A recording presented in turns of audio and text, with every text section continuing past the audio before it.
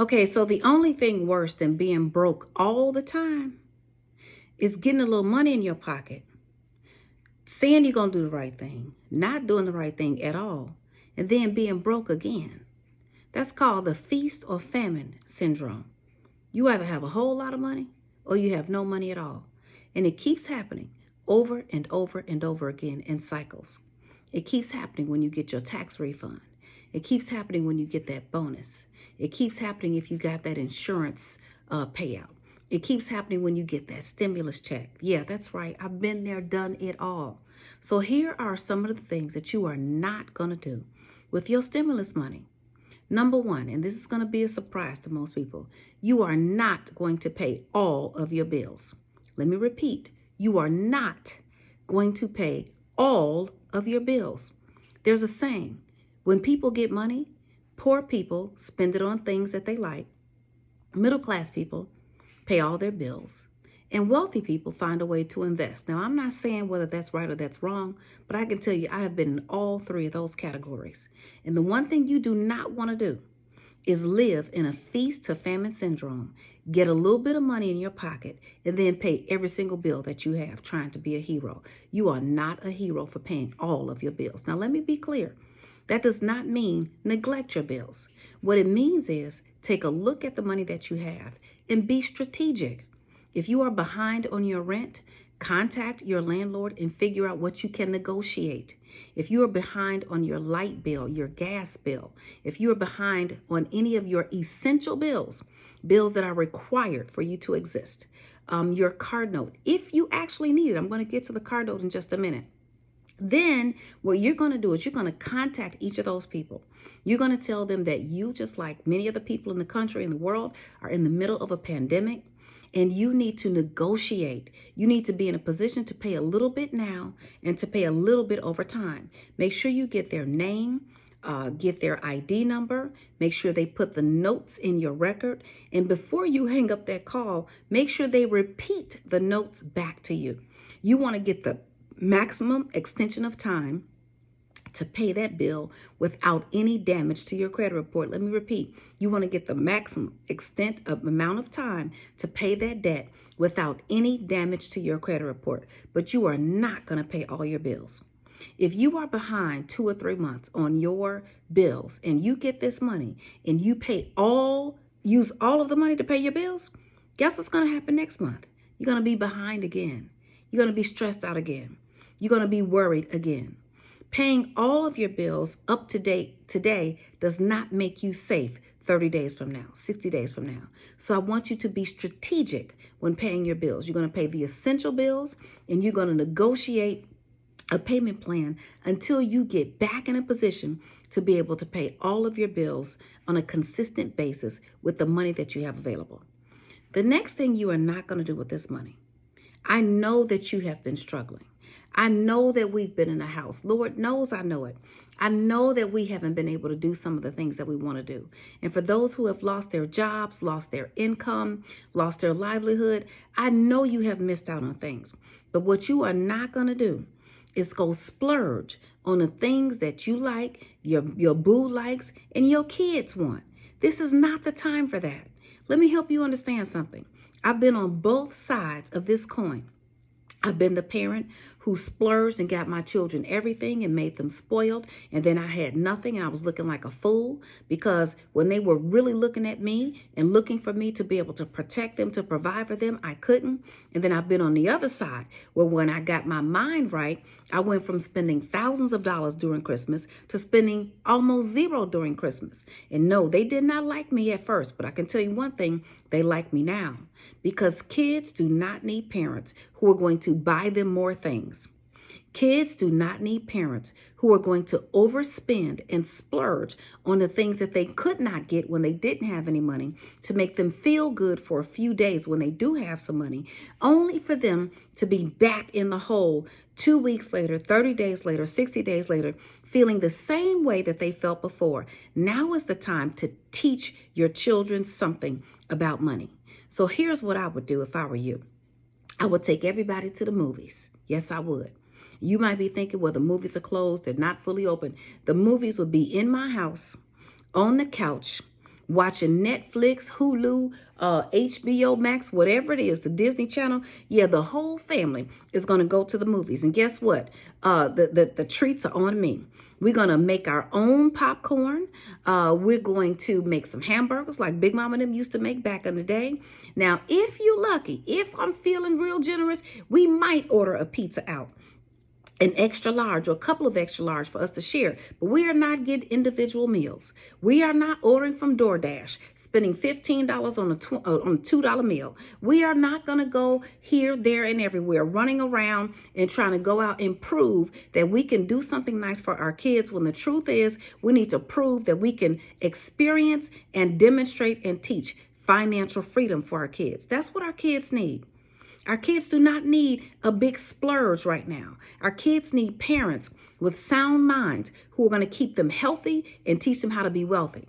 There's only two things that matter right now. 3, your relationship with God, your health, your physical, literal health, and then the way in which you build wealth. The other thing that you are not going to do during this holiday season, or during this, some of people are treating this spending money, this stimulus money like a holiday. Child, it is not Christmas, okay? It is not Easter. You know, we used to buy new clothes for Easter. It is not the 4th of July. This is leaving broke behind time.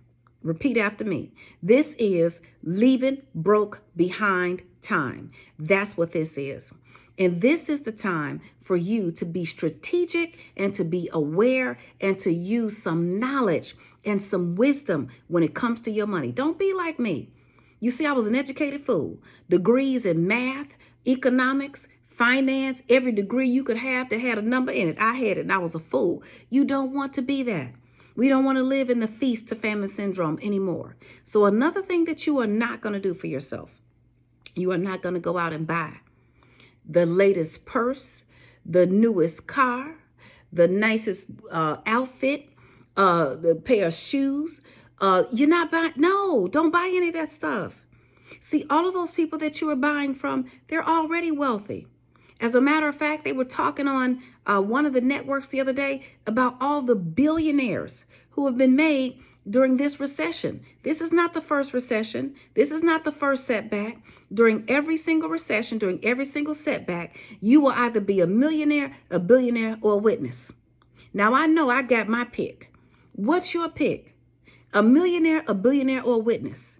And if you cannot make it to the millionaire or billionaire status, then you don't need to make any new billionaires with wasteful spending. You don't need the newest video game system. You don't need the latest purse. You don't need the latest pair of jeans, shoes, whatever it is. That's not for right now. That's for later. See, we're going to sacrifice right now. We have already proven that we can move beyond anything. We have already proven that we can live beyond 2020. We have already proven that we can survive. Now it is time for you to thrive. So now that I've told you the things that you are not going to do with this stimulus money, let me tell you what you are going to do. You are going to try to figure out the fastest way, the quickest way, the most strategic way that you can create an emergency fund. An emergency fund of at least 6 months of living expenses. So if your living expenses are $2,000 a month, then you need $12,000 in that emergency fund. Doesn't that sound great? Doesn't that feel powerful? If your living expenses are $3,000 a month, then that emergency fund needs to be $18,000. If your emergency fund is $5,000, if your living expenses are $5,000 a month, then your emergency fund needs to be $30,000. You need 6 months of living expenses as an emergency fund before you start splurging. Again, I'm not saying don't do anything nice for yourself. Take the whole family to the movies. Even take your in-laws and your cousins and them. Invite them via Zoom. That's right. Invite everybody via Zoom to the movies tonight. Watch all the new movies that came out. Watch the Disney movies. Watch the Coming to America 1 and 2. Laugh. Go back and watch some of the oldies but goodies. Watch Harlem Nights, child. Harlem Nights will have you laughing all day and all night. Watch the movie with watch Bad Boys 1 and 2 and the next one. Watch all those old movies. Reminisce. Have a good time. Cook indoors. Put some food on the grill. If you don't have a grill, get one of them little fake grills you can put on the countertop and put your food up there and eat healthy and learn how to be wealthy, because this is the season for us to leave broke behind. Leave broke behind. Don't take broke with you in 2021, 2022, 2023. You've been over the worst. Don't let the worst keep having its hold on you. Take control of your money situation. Now, if you don't know how to start your emergency fund, if you don't have any discipline, then that means you need to be in New Wealth University.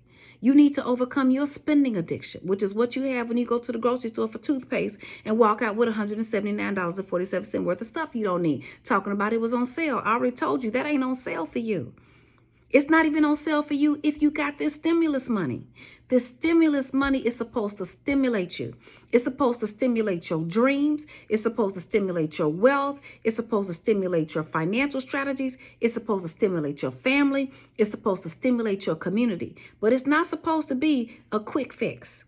It's not supposed to be one of those 2-second stimulus things. It's supposed to last you. And you might be thinking, well, this is a long way from 6 months. All you have to do is keep adding. Math is reliable. 1 + 1 = 2. If your stuff adds up to 10, it'll never get into 2. But if you keep on adding 5,000 here, 500 there, 200 here, money walks. Money does not talk. Money walks away from you quietly. You don't know where it went. Okay? And it's all the it's just in your life that are keeping you broke. It's just $2. It's just $10. Every single time I got a lump sum of money, whether it was a bonus, whether it was a tax refund, I was filing my tax refund before they even allowed you to. I was doing it if they opened the tax refund at 12 o'clock, I was standing in line at 11:58, okay, waiting for my tax refund because I needed that money and I was not doing the right thing with it. And every time I got some money, I was still broke. That's not our story. Not in this season. You are leaving broke behind. So if you don't know what to do, then you need to be in the 21 Days to Financial Freedom. You need to join the Entrepreneurs Academy. You need to get in the Beyond 2020 Financial Coaching. Whatever it is. But take this time to not only make sure that you never slip into this kind of hole again, but take this time to get the right strategy so you can leave broke behind. I'm with you. Go to asklynn.org.